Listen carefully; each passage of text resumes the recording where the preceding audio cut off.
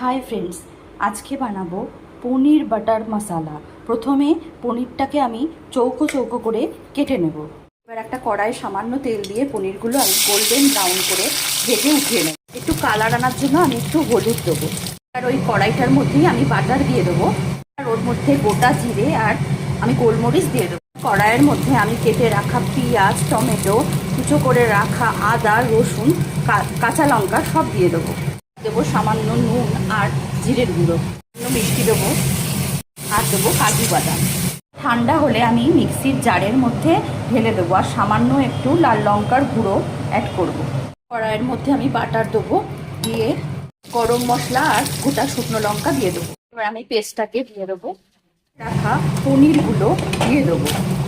এবার এর মধ্যে সামান্য গরম মশলা আর কাসুরি মেথি অ্যাড করে দেবো। রেডি হয়ে গেছে পনির বাটার মশালা।